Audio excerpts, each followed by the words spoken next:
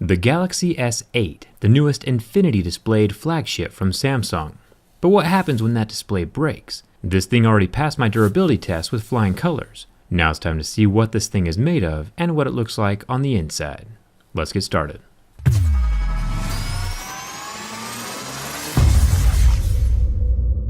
There are no visible screws along the outside, which is pretty normal for Samsung these days. It does make the phone slightly harder to repair, but not impossible. The process I am demonstrating is going to be pretty much the exact same for both the Galaxy S8 and the S8 Plus, but the replacement parts are going to be different. I'll have those linked separately in the description. I've warmed up the back of the phone with my heat gun, or a hairdryer, until it's just barely too hot to touch. Then I can stick a thin metal pry tool between the metal frame and the glass of the phone. Lift it up just high enough to slip a playing card or business card inside, and that'll help you get around that curve without breaking anything. If you need replacement backs, or if you break yours during a repair, they are pretty inexpensive, so don't stress out too much. After slicing through both sides, I'll slip my green pry tool in and hold the glass up, and to keep it from resealing itself down to the phone body. The rest of the adhesive will be easy to cut away after that. Remember, it's important not to go too deep inside of the phone because there is important stuff under there that can be punctured, like the wireless charging or the battery. So stick around the edges.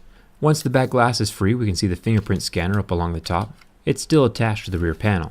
The first interesting thing that we find is all the warnings on the battery. You got normal stuff like don't burn, don't puncture, avoid extreme temperatures, and then you get this no dogs allowed sign. Like, I'm not a dog person myself, but I don't advocate pet discrimination either. Are cats and goldfish okay? I don't really understand the rules anymore, and Samsung just kind of made it weird. There are 14 screws holding down the first layer of guts. The circly thing is the wireless charging. We cut open one of these on the What's Inside YouTube channel.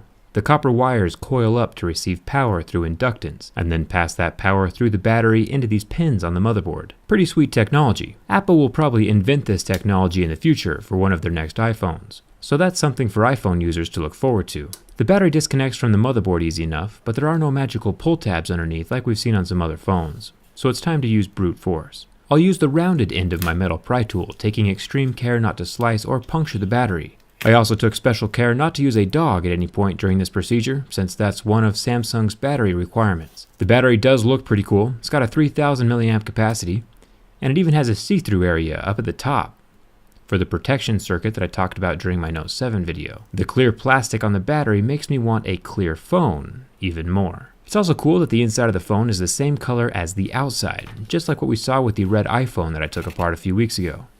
The loudspeaker is the next piece to come out. It's got a little water damage indicator on the bottom. Remember, these phones are water resistant and not waterproof. Still has those golden contact points where it receives its power and signal from the phone. Before we can remove the charging port, we have to take out the main board. I'll start disconnecting the wire cables at the bottom. There are 3 of those. And then the screen ribbon unsnaps like a little Lego from the side of the motherboard. After that, I'll move up to the front sensor array ribbon cable and the front-facing camera ribbon connector. And then, there's the SIM card tray that I should have removed before we started. At the base of the motherboard, there's a Lego connector for the charging port, but it's on the underside of the board, making things a little more complicated than it should be. I'll give you a better view of that in just a second. Now that the motherboard is out, we have the classic Samsung heat pipe.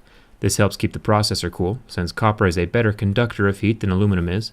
The thermal transfer away from the processor is more efficient with copper. Now the rear 12 megapixel camera has its own Lego type connection on the motherboard. I'll snap that off and push the camera through the board.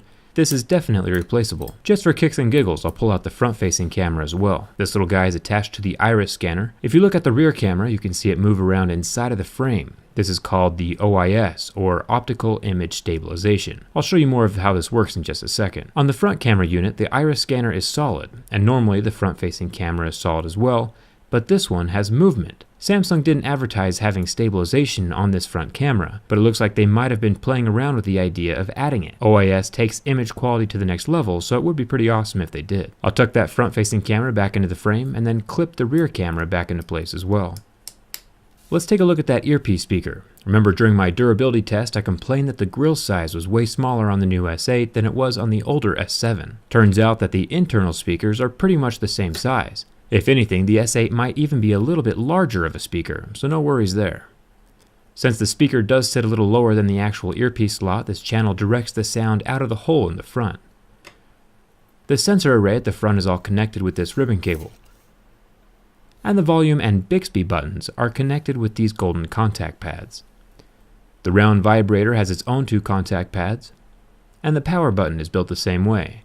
2 little contact pads resting up against the motherboard. Now for the bottom of the phone. The headphone jack is very easily replaceable, just 1 little screw to hold it in place, and it has the same little Lego style ribbon connector connecting it to the charging port board. You can see the rubber seal along the lip of the headphone jack to help keep water out. There are 5 more screws holding the charging port board to the frame, and here is the charging port itself. Incredibly nice, we don't have the front capacitive button reach around that we saw in the Galaxy S6. That was a nightmare. The charging port is pretty standard. It's got the USB-C port and the little microphone off to the side. This phone is actually pretty easy to work on once you get inside that glued shut back glass. From the exterior, you can see that there is metal all around the edge of the phone, but now that we have the guts taken out and the internals of the S8 exposed, we can see that it's the same hunk of metal throughout the entire device, which fully explains the rigidity of the phone. Metal is pretty solid.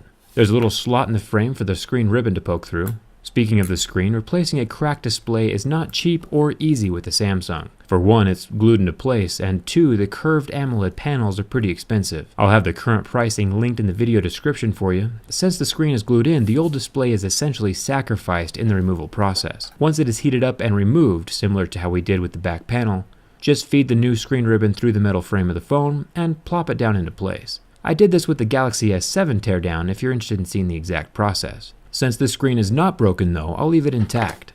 And I'll talk about a few ways to protect your phone towards the end of the video. Assembling the phone is a piece of cake. Charging port gets tucked back into place along with the headphone jack. This is a pretty great use of space, Samsung. There are 6 screws holding down all the components. Then get those round wires tucked into the grooves along the metal frame. Now the charging port is connected at the base of the motherboard, which is normal for Samsung, but strange to the rest of us. I'll plug that in before setting the motherboard into place, making sure there are no ribbons or connections stuck underneath the board as it goes down. I'll clip in the front sensor array, and then the iris scanner and front-facing camera. There are those 3 signal wires down at the bottom of the motherboard. The circular heads are pretty fragile, so make sure you are gentle as you press them into place. And finally, the screen ribbon snaps into place like a little Lego. The loudspeaker is next. It's easiest to snap the plastic into the metal frame from the bottom edge first. And the last thing we plug in is the battery. This is for the phone's own protection. Normally you'll want to put new adhesive under the battery as well.